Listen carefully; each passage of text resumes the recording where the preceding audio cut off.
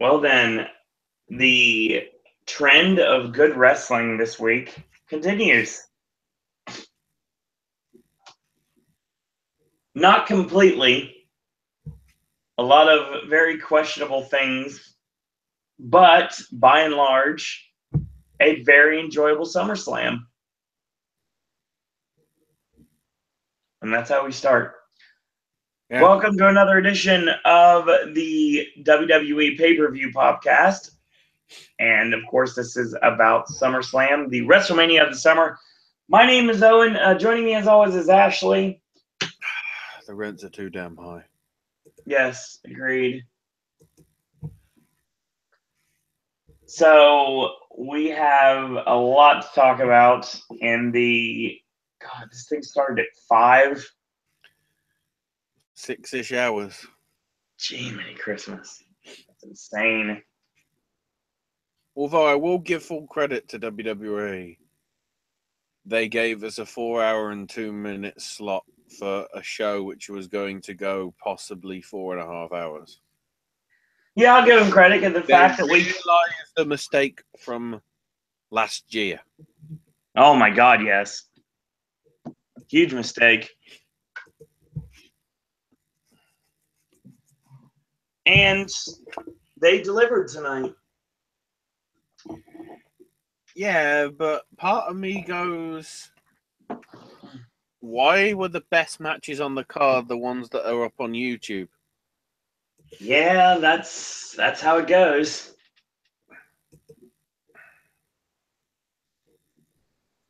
We'll get to that, don't worry. So the pre-show was 2 hours long, featured 3 matches, And Elias. and a live concert with Elias.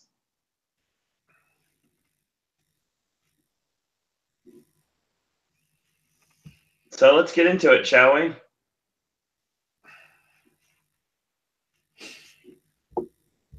We just go with the matches because of time and everything. So I'm okay with that. So we open up with Miz Taraj versus Jason Jordan and the Hardys. Yeah, it's typical tag match, typical 6-man you would see on Raw. Not much to this. Miz ends up stealing the win on Jason Jordan. So if Jordan would have got the win, I would state that there might be a title match in his future. Now, I don't think they're going to do that. But now I've said that, they probably will anyway. Not much to this match, really. Towards the end, we go finishers galore. And Jason Jordan goes for the backdrop suplex into the neck breaker, and Miz tags himself in, hits the skull crushing finale, gets the win. Decent way to start off the show.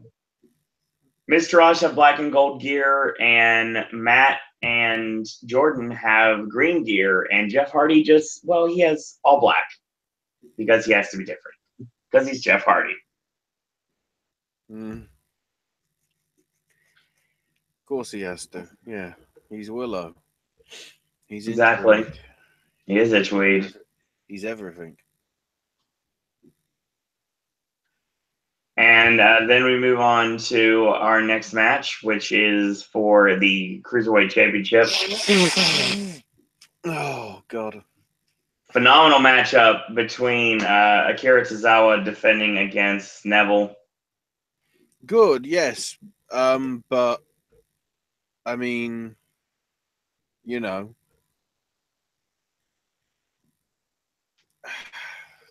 Why Monday? Yeah, I know. Lots of great stuff in this match. They worked back and forth. And Neville goes for the superplex. And Tozawa punches out, hits a gourd buster off the top. Goes to the Dick Togo senton, but Neville gets the knees up at the last minute. And goes to the top, hits the red arrow to the back, and gets the 3 count. So Neville was once again your Cruiserweight champion.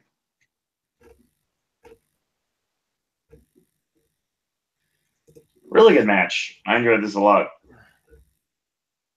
Yeah, no, it's certainly a good match, but it's like, yeah. Then we get the opening of the show. Or we should have got the opening of the show and actually get to the first match on the card. But no, this is still the pre-show.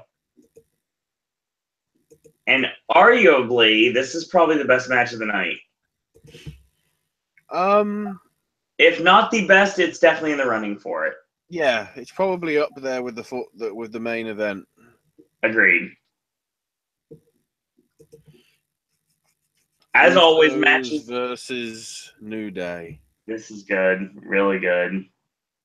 And the thing is, it's like everyone was like, "Oh, well, they're not. It's on the pre-show. They're not going to give it a chance." Yeah, This it had did. just shy of 20 minutes. Yeah.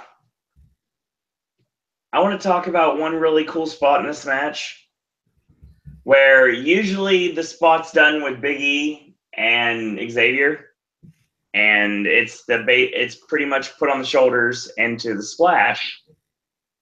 Kudos to Xavier for picking up Big E on his shoulders and dropping Big E into the Wow. splash. I'm looking at the stats here.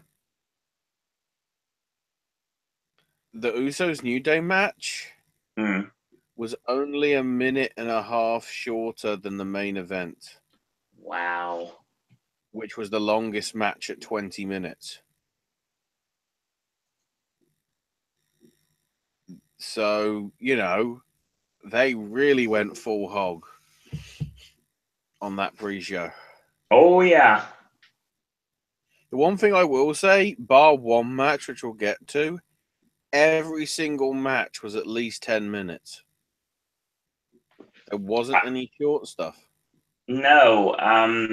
Really cool. A really cool tag move in this match. They Big E hit the STO the same time that Xavier was hitting the lung blower. I thought that was really cool. I enjoyed that. Got a near fall off of that. They went back and forth for a while, and it was interesting because Xavier hit the flatliner into the Koji clutch. I thought that was done really well.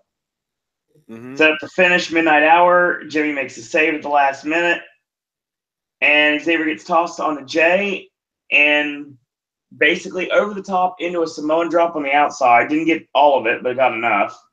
Tosses Kofi in the ring steps for good measure.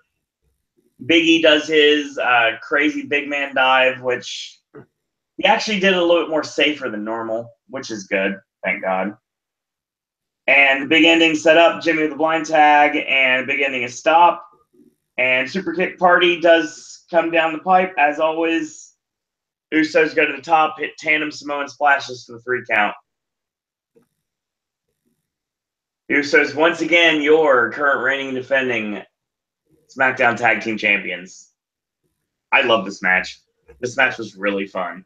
Yeah, it really did deliver with all the false spots and everything. And fans bought on the near falls. It was great. Yeah. Ashley, can we quickly discuss this weird KFC commercial? So it starts off with Dolph, as you expect, but then we get I'm trying to think. Dolph. I mean, it starts out with Dolph, and then there's other people that get involved, like Becky Lynch is involved, and yeah, but who was the one that came in first? I honestly don't remember. I saw that commercial twice, and I can't remember. I remember. Well, Big Show was there. Goldust. R-Truth was the punchline, as always. Becky Lynch. No, really, the punchline was bloody. The punchline was Heath. Yeah, Heath Slater coming in. That's what started the actual brawl. Also, because he was in a chicken suit. Does anybody watching in chat can remember who it was that sort of came in to interrupt it. Jeremy said Takeover Brooklyn was better overall. Yeah. Yeah, I completely agree. Well, it was shorter. A lot shorter and a lot less to complain about. Nothing really bad happened. All of it makes sense. Yep. This show, completely different.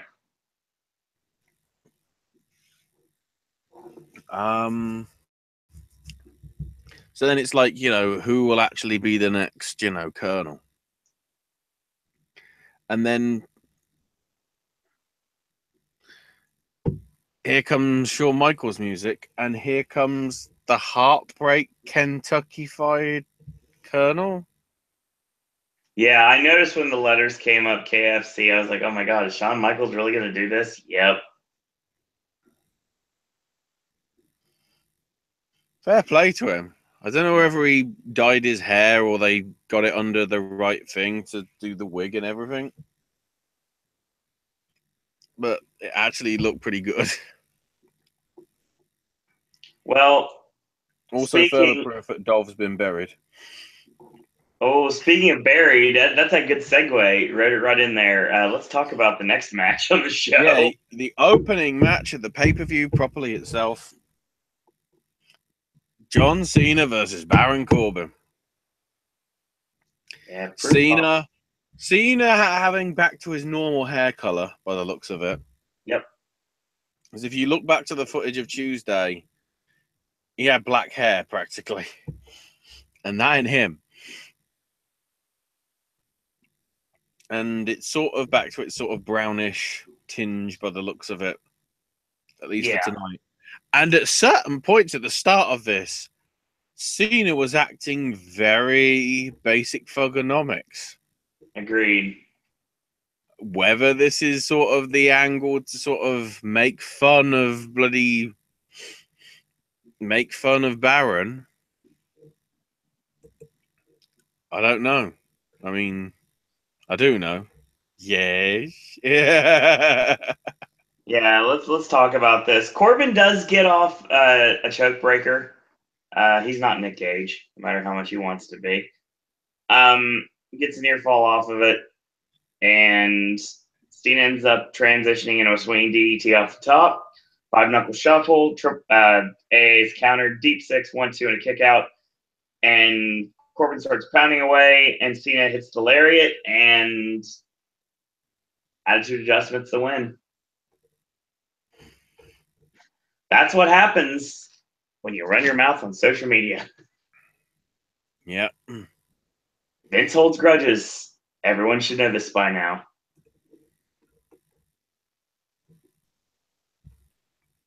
Then we get our next match of the night. Women's Championship on the line. Natalya taking on Naomi.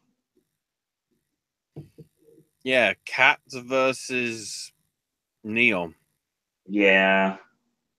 And Kat's bloody won. Yeah, Natty won the title without a cash-in. So, yeah. So it's like, wait, they're actually giving her the rub? Like, that ain't right, man. That ain't right. Good stuff soon. So Naomi goes to the sleigh mission, and Natty counters in the sharpshooter. She's in the middle of the ring. Naomi finally crawls to get to the ropes. And a really cool spot here, she actually countered and flipped Natty back of the head first into the turnbuckle. I thought that worked really well. She goes to a split-legged moonsault, and Natty got the knees up, locks in the sharpshooter, and Naomi gave it up clean. Afterwards, Naomi cried a lot. No cash-in. Again, I stress this. I cannot stress this enough. No cash-in. This match was completely clean. Logan says, hashtag LOL Cena wins, and Pedro says they really screwed up his chances. Yeah, Baron Corbin is dead to rights right now when it comes to character. I mean, I don't know if he's Bailey levels, but man, it's close. Yeah, congratulations to Natalya for getting a title finally. It's been forever. Maybe they'll actually give her a chance to get a run this time. Yeah. And then we had the match I should have slept through. Unfortunately, I couldn't. Big Ho versus Big Ass. Yes, we're gonna go there. Big with ass. The biggest ass of all in the shark cage high above the ring. Big ass versus big ass with poop emoji in a shark cage. Yeah. That pretty much Well, describes this match. I say in a shark cage, the genius move for a shark cage match is the guy basically stripped down to his underwear, oiled himself up, and slid through the bars. Okay. I'll give reason. Well, okay, I agree with you, but I'll give them points for originality here. And if Enzo was doing this as a veiled tribute to Ric Flair when he stripped to his boxers and in the middle of WCW and during Nitro and started elbow dropping his jacket and everything, I don't think that's the case, but it could be. I don't know what the point of this was because the second Enzo dropped, he ate the big boot, and then Cass hit the Big Show with one. Show kicks out, and then Cass hit the second one, Empire Elbow, 1, 2, 3. Basically, the storyline of this match was the fact that Enzo wouldn't shut up the whole time, and Big Show got his hand worked on from Cass. This was a nothing match. I said before, I wish they could have flipped this on the main card and left this match on the pre-show, because obviously that would have gave the SmackDown tag title match on the main card where it belonged. But I do understand the thought process of a good friend of mine that basically said, now they get all night to rest. And I'm sure they did. Or knowing Xavier, they probably were playing video games in the back. Either way, they're still getting their rest after a hard-fought match like this. But yeah, hopefully this is over with. I don't see a reason why it should continue, but the problem with that is, if it's not going to continue, then the babyface did not come up and over the heel. So if this continues on Raw, I wouldn't be shocked. But God, let it end. And they gave this match 10 minutes. I honestly, Pedro, I honestly rather Enzo have gone heel and joined Cass. But this sucked. It said a lot. For the majority of the match, people didn't care about what was happening in the ring. They were caring more about what antics Enzo was doing in the cage. I wonder if they had a beach ball out at this time too for the live crowd. And then it got super weird. Okay, so we haven't been able to confirm this, and who knows if there's any truth to it, but based on this match, I wouldn't be shocked. Apparently, there are reports coming from, let's just say, sources that are not normal. Unknown sources that we can't even credibly credit as actually being real sources. Exactly. There's a rumor going around that over the week, Rusev asked for his release with WWE. And this complete burial tonight exactly was his payback for asking for his release. So Orton makes his way out and then gets attacked by Rusev. Rusev doesn't even get an entrance. Nope. Orton's obviously recovering, and the ref's like, do you want the match to go on? And he's like, yeah, do it. Ring the bell. Rusev charges into the corner. Orton dodges it.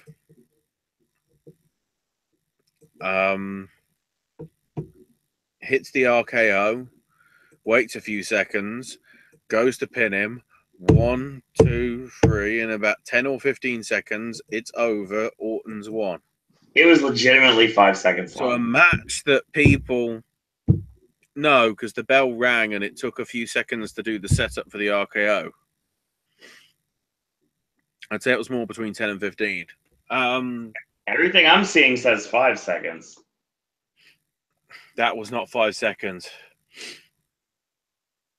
If you less than 20, okay, we'll put it this way: less than 20 seconds. That's about it. That's a good way to put it. Oh yeah. No, I'd say it's more like 10 to 15. It was definitely damn short. It wasn't anything else. This is ridiculous. And yeah, the guy who doesn't need to be put over got put over. After losing 3 straight pay-per-views to Jinder Mahal. He's probably going to be the next challenger. Yeah. God, I hope not. That's all I can think of. So, I think in the midst of this, yeah, go on. We're talking about. I want to talk about the No Mercy promo real quick because I didn't really have another place to put it. I make this reference every single week. Some of you get it. A lot of you that are in chat right now will probably understand when I say this. But this was even more so. This is the closest Alexa Bliss has ever been to Chance in every way possible. And it was a cool promo to set up a pay-per-view that I'll shoot with you guys. We're not covering on this network. Ashley might. Ashley will. What you trying to say, Puddin'? Exactly.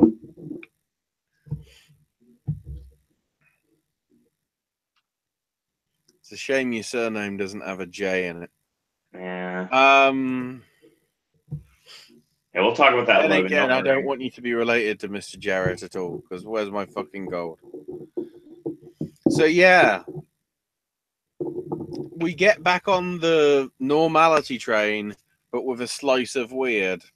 Yep. Because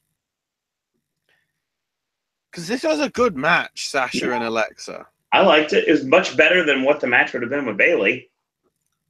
The twist was what happened.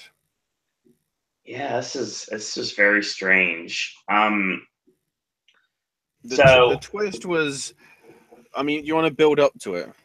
Yeah, I'll go with this. So Alexa worked basically hanging chin locks a couple times in the match off the top rope. And she hits a diving knees off the top and then her back foot knee drop. So she's really working her over here. And at one point, Alexa goes for, I'll just call it the way I see it. She goes for Code Pink. And it gets countered into an Alabama slam into the buckle. I thought that looked awesome. Sasha hits the lung blower, goes for the bank statement. Alexa gets out of it by going to the outside. And Sasha gets pulled out, and she lands hard on her shoulder. So we wonder if she may have potentially dislocated it or knocked it out of joint, knocked it out of sorts. It's possible. Sasha beats the count at 10. And Alexa goes to the Twisted Bliss. Sasha kicks out at 2.5. Bank statement. And Alexa works the shoulder to break up the hold. And then Sasha rolls back in, locks it in, and Alexa taps out with pretty much nothing. Like no build up or anything. It just kind of happens. I'll be honest with you. I don't get this finish. I really don't. It doesn't make any sense whatsoever.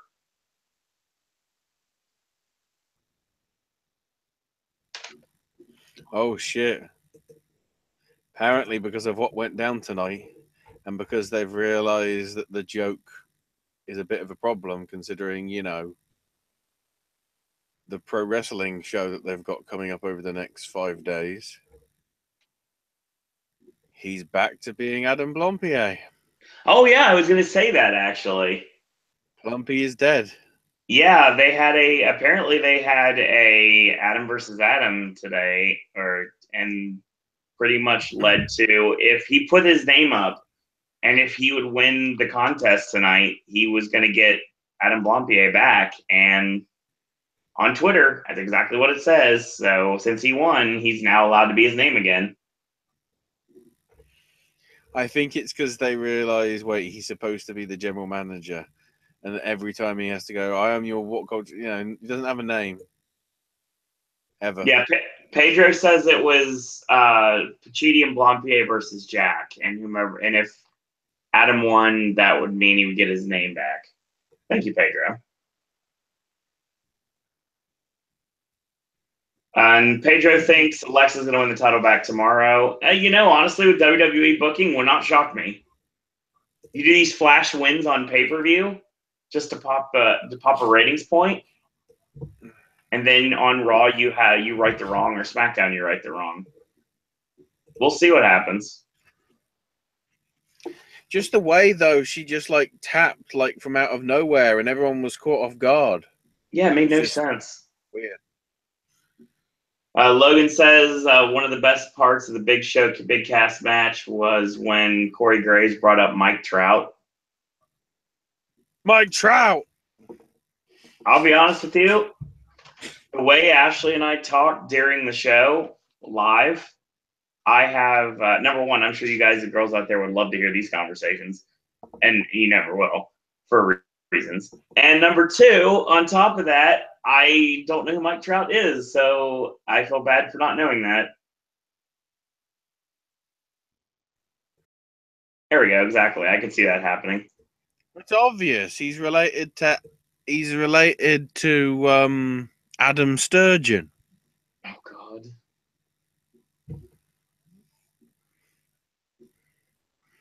Thank God I took notes. Robert Halibut. Oh Lord.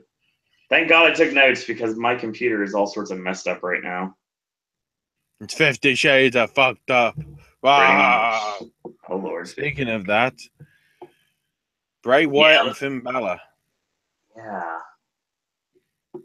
Because apparently all you need to do to actually beat Bray Wyatt is put face paint on. Yep. That's exactly true. A little true. bit weird. I did like the psychology of it, though, going in, because Balor came down and, at least for the first couple of minutes, was like no selling everything. Yep. But even before the match started, Bray was looking and Riley smiling, but not in a sort of like smirk way. It's sort of like I see you. But at the same time going like, shit, what have I done? I'm going to lose. Apparently, what else is new, sadly? Logan says Mike Trout is a baseball player from the LA Angels. Oh, it's LA stuff. Another important news, Bullet Club are 6-man tag champs. Yep, exactly. We'll talk about that on Wednesday, don't worry. Oh, yeah, and OI4K are the TNA tag team champions, too. What? Yep. God damn it, the bastards. There is a Victory Road that was taped tonight, and that was one of the matches. We'll talk about GFW results on Wednesday when I have everything from the full week. This match was fine. I mean, with these two going at it, it was exactly what you'd think it would be. Mm-hmm. It worked. Balor worked a really strong game. Had Bray off his game most of the time. Bray hit an over-the-shoulder jawbreaker, a hanging version of that. Basically, Danny Doring's bareback, or Shane Douglas's franchiser, depending on who's calling your match. So Balor escapes Sister Abigail a few times at the Pele kick, and ends up hitting M. Bison early on in the match off the ring apron. And it's funny because Corey, at this point, decides he wants to try to make a famous Gorilla Monsoon quote. And he totally botches it. You screw up the bread basket. I don't have it. I'm not even going to try occipital protuberance. Yeah, and speaking of that, you want to talk about something from the past. I know you don't like Peter Rosenberg, obviously, but who the fuck is Peter Rosenberg? Exactly. He was trying to steal from Bobby the Brain Heenan with his jacket. Who the fuck is he? I don't know. Some radio disc jockey in New York that got famous. No, don't talk about Todd Pettengill like that. I don't have a problem with Todd Pettengill. He was famous. He was infamous for the In Your House 1 when nobody wanted a house. Oh my god, yeah, that was hilarious. And the Rick roll too. Don't forget about that. Before it became a thing. The original, yes. Before it became a thing, exactly. Finn finishes off a shotgun dropkick into the barricade on the outside, tosses him in, and Bray stops him with a lariat. So he sets up for the crab walk, and Balor just stands up and stares at him. Hits sling blade, shotgun dropkick, coup de grace, 1, 2, 3. Yeah, you want to beat Bray Wyatt? Literally just wear some sort of face paint or be a bigger star, I guess. Bray badly needs the win right now, but I understand why they put Balor over. I'm guessing he's next for Brock if they decide to do it. Well, considering the fact that he still has a Universal title match that he already has earned. So, yeah, I think if they will look into their records and realize that, then yes, he does get the next shot. I mean, he should do, anyway. No, it doesn't mean it's going to happen, though, sadly. I know, but I'm saying he should. Right. So we had the SmackDown tag titles on the pre-show. Now we get the Raw tag team titles on the main card. Yeah, but the champions came out first for psychological advantage. Yeah, that's crap. I call that psychological bullshit. Yep, indeed. So it was Travis Bickle and Jason Statham. Yep. Versus wannabe Red Power Ranger and Littlest Hobo. You mean John, the gas station attendant? Moxley, the gas station attendant. Oh, yeah, I forgot. His actual name tag says Moxley, and that's what they call him. They call him Mox for short. He does a damn fine squeegee, sir. So... For only $2.95. Exactly. Apparently in this match, the beach ball from WrestleMania week reared its ugly head. And Cesaro's like, screw this noise. He runs into the crowd and destroys the beach ball. Yes. I approve of this greatly. So we get midway through the match. Ambrose hits a superplex on Sheamus. Rollins with the big-time frog splash. Goes for the cover. Cesaro saves. And they stomp Sheamus in the corner and go for the Cerberus bomb. But Cesaro again makes the save, because that's what he does in this match, and it works. Cesaro goes for the flying body press. Ambrose rolls through 1-2 and a kick out. Sets up Dirty Deeds, gets countered into the giant swing, into the swing shooter. And Rollins goes up in the ring apron, and Sheamus pulls him off. Hits a Finley roll on the outside, and Ambrose escapes the sharpshooter, so Cesaro right into the crippling crossface. So Ambrose is like, nope, not giving up, and because I've had a saw blade attached to my head before, so I'm not giving up to a crossface. That's not happening. So Cesaro tags in Sheamus, and they take care of Ambrose. They set up that god-awful assisted white noise that I absolutely hate so much. But Rollins with the Hurricane Rana and basically causes Cesaro to come off the top and collide with Sheamus. Rollins hits the Rain Trigger, and Ambrose hits the Dirty Deeds, and match is over. We got brand new Raw Tag Team Champions. The former Shield, at least two-thirds of them, win the tag belts. So yeah, basically it goes Rain Trigger and Avada Kedavra to Cesaro, super kick to Sheamus, and then Dirty Deeds 1, 2, 3. Yeah, this match was fine. One thing I want to mention too in this match, Rollins and Ambrose hit a tandem heart attack style sling blade, which I've never seen before. I thought that was cool. And for all intents and purposes, it was a tandem crucifix powerbomb, but I might as well say that Sheamus and Cesaro have the T gimmick. And I'm happy with this. Match went a while, but it was solid and delivered. Sort of around 18 minutes. So in around the same length that the SmackDown one did, actually. Yeah. Tag matches are long, but they did deliver tonight. Pedro thinks Balor's going to win the Universal title at Mania. Maybe. We'll see. And then... But probably Moldy Man. It's time to break the streak. Yep. The wrong match to break the streak, though. Well, yeah.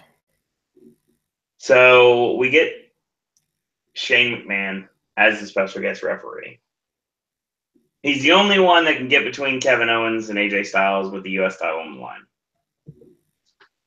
So good stuff here. Pop-up powerbomb countered and Yoshigarashi for a near fall. So AJ heads up top and Shane gets inadvertently, in inverted commas, of course, shoved into AJ and causes him to get crotched on the top. So Kevin climbs up again to try to take advantage. AJ comes out with a sunset bomb, goes for the springboard 450, but Owens pulls Shane on top of him for protection and completely glossed over by the commentary team. Pop-up powerbomb does connect, 1-2, and kicks out right at 3. So Owens gets up in Shane's face.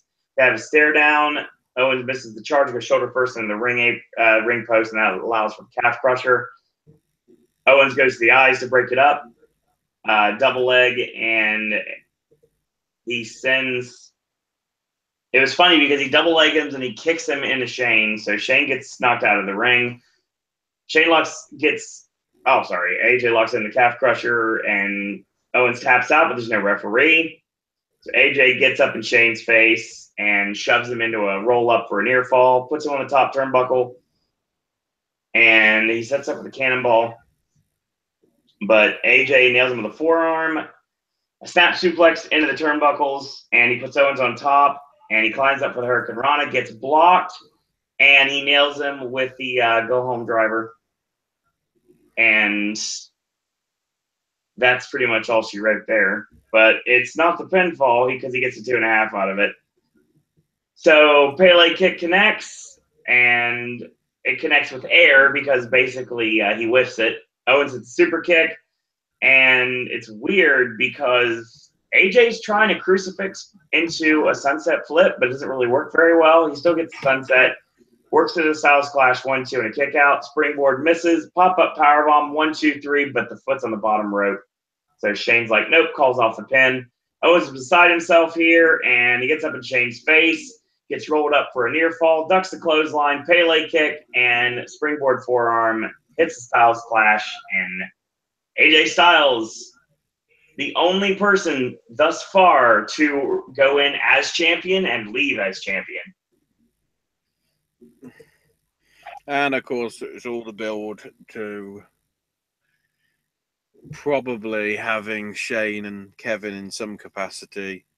Yeah. Somewhere down the line, whether it be Hell in a Cell or whether it be Survivor Series. I mean, a lot of reports I'm seeing, one I saw earlier today, said something about doing an Owens team versus a Shane team of Survivor Series and doing the blow-off for WrestleMania next year.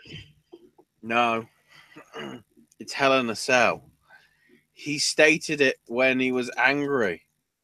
You fall off buildings. I heard that you fall off buildings. I thought that was funny.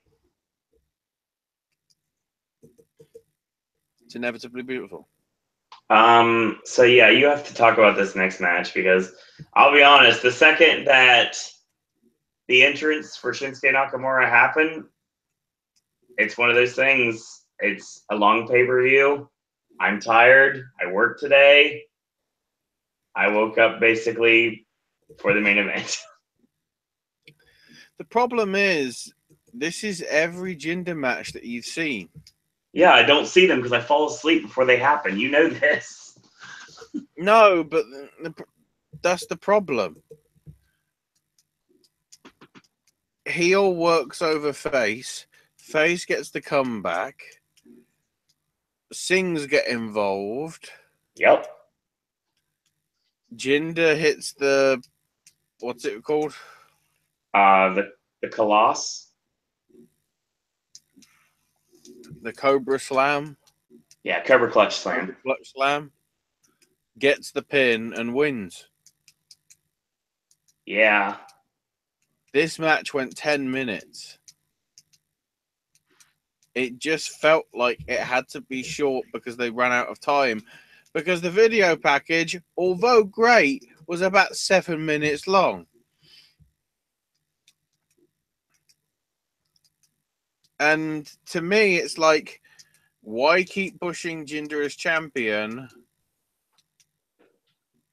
Because we know the main reason why it's being done is to try and get the Indian market interested. But as we've already sort of found out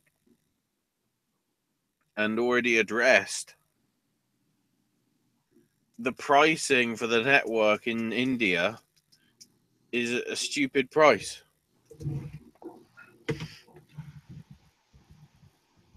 I don't care. Trying to see if I can find the price. Fans in India can sign up to the WWE network. How much does it cost? Oh, that's clever. They don't have a price. Apparently. They're not telling you what the charge is. Oh, no. Now available in India for $9.99 a month. A year's subscription to Amazon Prime, which, you know, isn't just the video, it's also like whatever delivery that they have in India, if they do have it, Right. is $15. So you're asking somebody that may be interested in, you know, wrestling, but you're asking them to put down $120 when for nearly 10% of that they can get for a year of content that's available on Amazon, which may be more beneficial to them.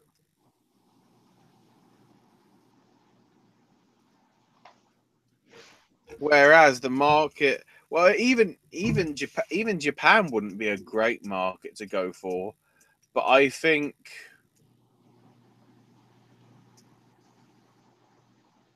Nakamura may be involved. I don't know.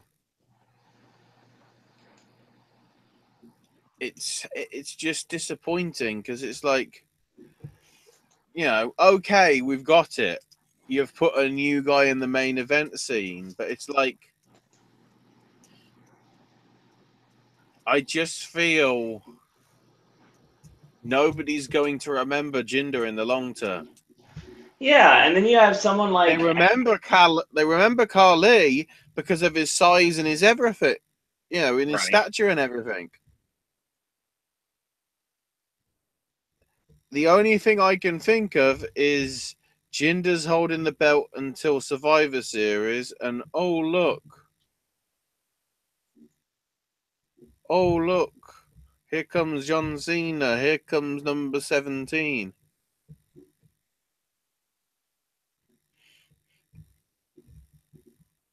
At this point, I'm okay with that.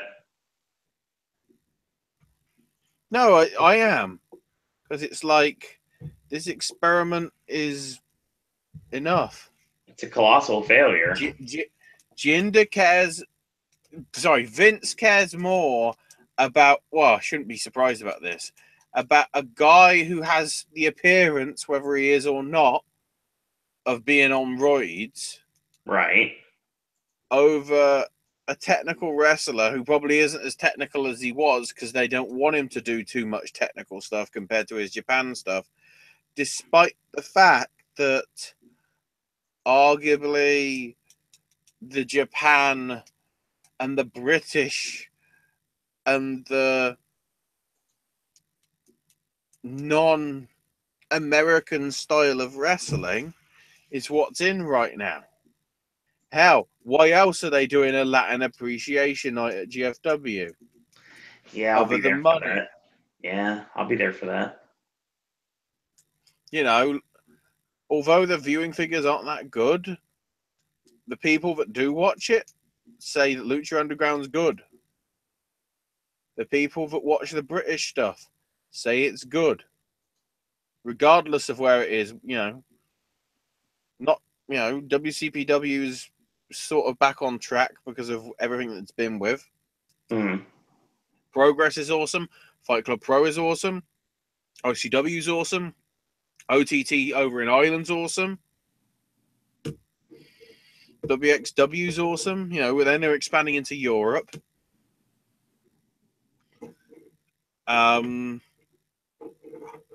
Crash in Mexico seems to be having pretty solid shows all the time. Then you've got those crazy Chilean shows, where the Hardys and the Bucks were basically like massacred in sort of hugging ways because they were that crazy about it. And then Japan, both on the women's front with Stardom and the men's front with New Japan. And other promotions that I'm not even mentioning. If you go to a lot of people watching WWE, a lot of people that me and Owen know have gone off the product. They are not interested. Absolutely. Real life is more important than this shit. Of course. I'm one of the idiots that's sticking around until I get to that point as well. At certain point, SummerSlam made me want to throw in the towel on everything. In all honesty. Yep. Possibly the main event saved it. I don't know. But as soon it was like, yeah, keep pushing Jinder Mahal because, that's working, which it isn't.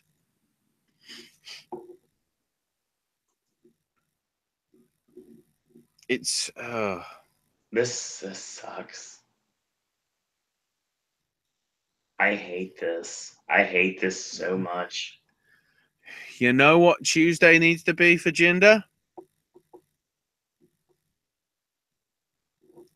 Tuesday needs to be glorious. I absolutely agree with you on that.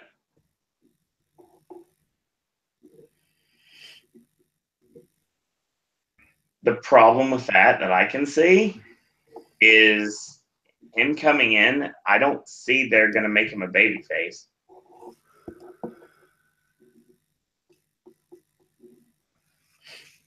It don't matter.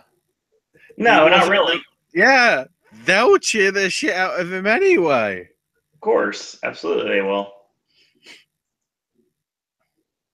That's the problem. And that's the problem WWE had throughout a lot of the night. Cena's supposed to be the face. Got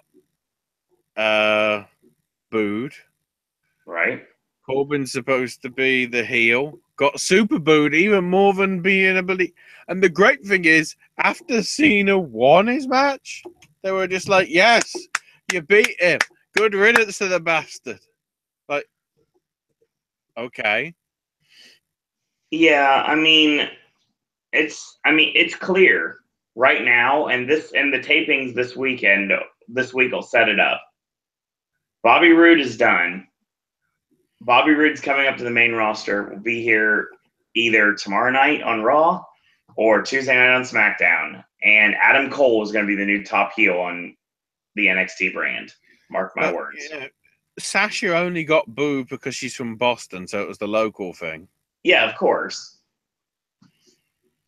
The crowd probably were 50-50 for AJ and Owens, even though AJ's supposed to be the face and Owens supposed to be the heel. Yeah, with second Owens music hit, he got a huge pop. As always. No, but AJ and Kevin both got sort of equal amount of boos and cheers. I agree. It was a proper split crowd. And then you have Brock, who's a heel, as we get to the main event and finally talk about it. Brock, who's a heel, who's getting cheered.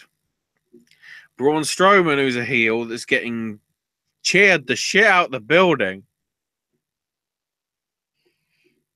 In perhaps the match that might actually mean that he actually belongs somewhere in the upper tiers of the roster. If not world title, certainly IC title situation. Certainly singles, for sure.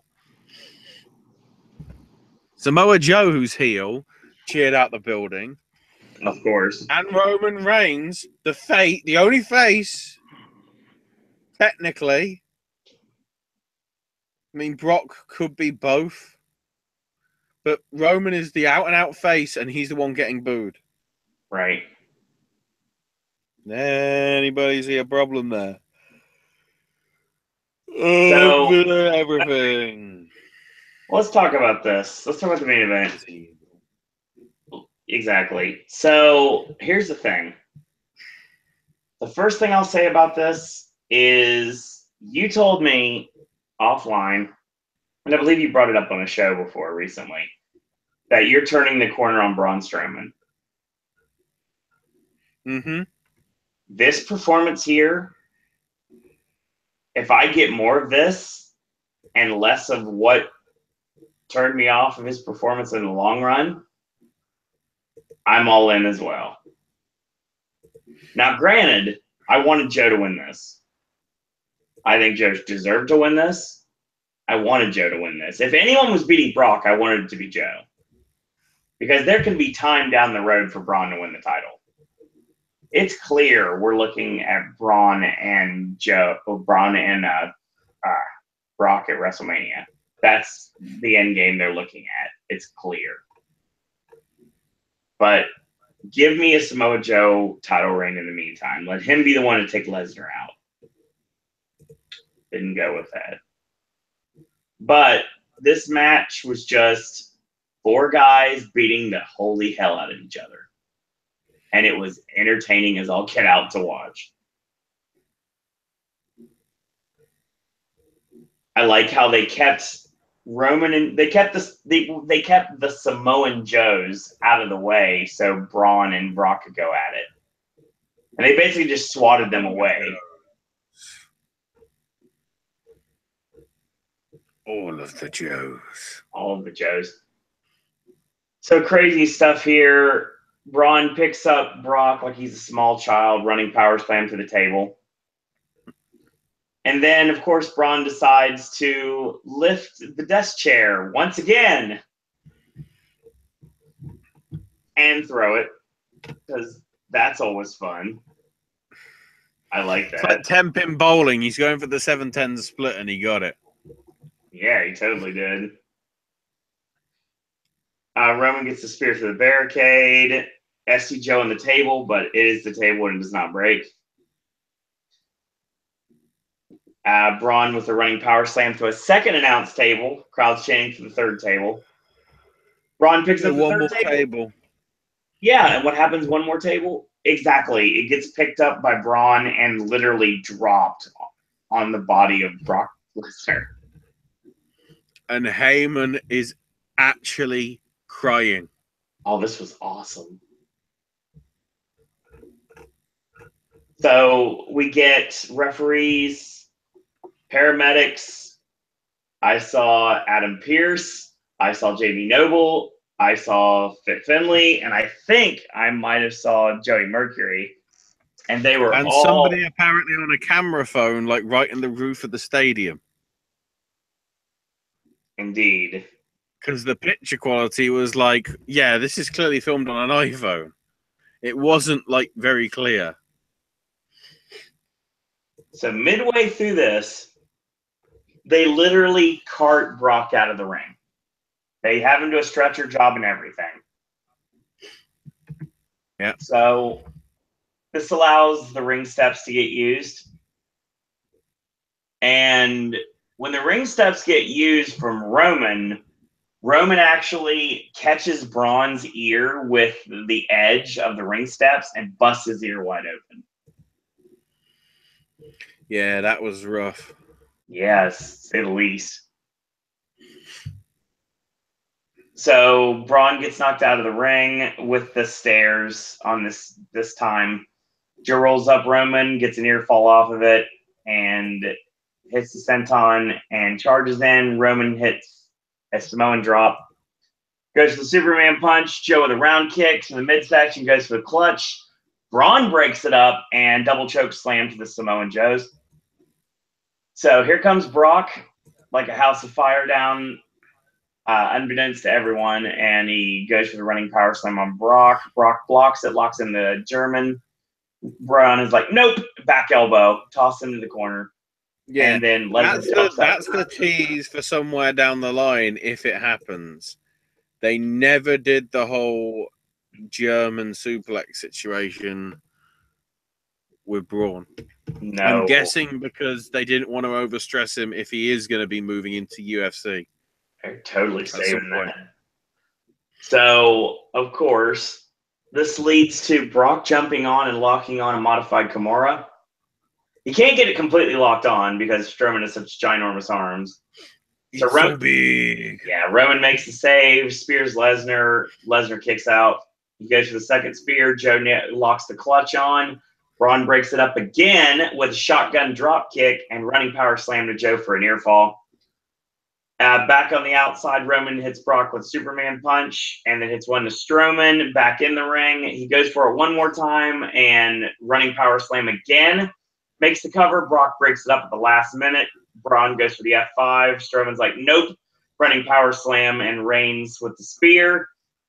Lesnar goes for the F5 on Roman. Joe saves. Joe locks in the clutch. Lesnar counters F5 and he goes for the cover, but Roman makes the save. Superman punch after Superman punch, but Lesnar won't go down. He goes for the third one. It does connect. Roman sets up for the spear, growls, and Lesnar counters F5, 1, 2, 3. Brock Lesnar retains the Universal Championship. Excellent main event. I like this a lot. Logan in chat says, I'm getting to the point I'm only going to watch NXT and specials on the network. And if I see Bobby Roode come out on SmackDown and interrupt Jinder, I'll lose it, but it'll be absolutely glorious indeed. Yeah, this show was all over the place. Yeah. All over the place. I mean, you had the main event was absolutely awesome. They had the SmackDown Tag Team title match was amazing. Neville and Tozawa was really good. I really enjoyed that. You got to see a really solid match between Alexa Bliss and Sasha Banks, even though the finish was a little bit awkward, to say the least. The tag match with 2/3 of the Shield against Sheamus and Cesaro was decent. I enjoyed that. Owens and AJ was good. It built pretty well, and then the main event delivered. So, yeah, by and large, TakeOver definitely was the better show, but it's hard to compare when you have a show that lasted 6 hours versus a show that lasted 2.5 hours. Obviously, you're always going to pick the show that's shorter, unless you're just either A, glutton for punishment like we are, B, covering the show like we do, or C, you just like the show. If you're a WWE fan, this probably would have been a great show for you overall. Some of the stuff that we were indifferent on or flat out didn't like would probably not affect a lot of people.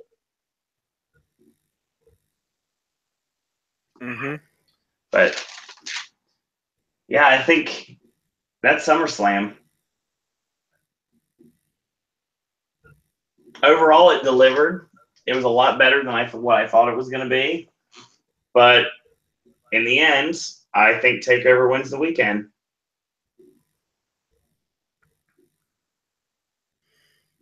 Yeah. NXT was probably the best show, which is not that much of a surprise considering the past 2 years situation. Yeah, the fact that I believe it was Vinny Massaro on Twitter brought it up saying that NXT is pretty much PWG with air conditioning. Yep, pretty much agree with that. Mm-hmm. So, I believe that's going to be our show. Once again, thank you to Jeremy Mills, Pedro, and Logan for joining us in chat. I'm sure Acer's around here somewhere. Follow Logan on Twitter at LoganBurton10. Pedro is at Evil Takes Root, and Acer is at Acer1337. Guests in a row for all the podcasts should listen to wrestling and or otherwise, and Acer5000 on YouTube as well if you want to check out his channel. So if you haven't checked them out yet, this is the fourth part of our Long Pop weekend. And oh shit, Tyrus actually was given his release. Yeah, that was real. That was My a couple God. days ago. So yeah, we got a lot of podcasts in the Long Pop weekend. Our Global Force Wrestling Destination X podcast, check that out. The Ring of Honor War of the Worlds UK Liverpool podcast, check that out. Our NXT Takeover Brooklyn 3 podcast, check that out. And if you want to continue with us on tomorrow night at 11:30 p.m. or as soon as Raw ends, we're going to be covering Raw. That's going to be the official end of the Long Pop weekend, but we still got the Wednesday Wrestling Popcast. So I guess we're going to say we're just skipping Tuesday, technically, and we're moving on to Wednesday. And then after that, we won't be covering wrestling on this network like this until next year. Not like as many dates as we did, so. Like I said, that's going to be your show. Once again, Ashley, where can we find you on Twitter? I can be accessed via Ash is My Name UK. Brilliant. Gaming with Ash coming in the next couple days.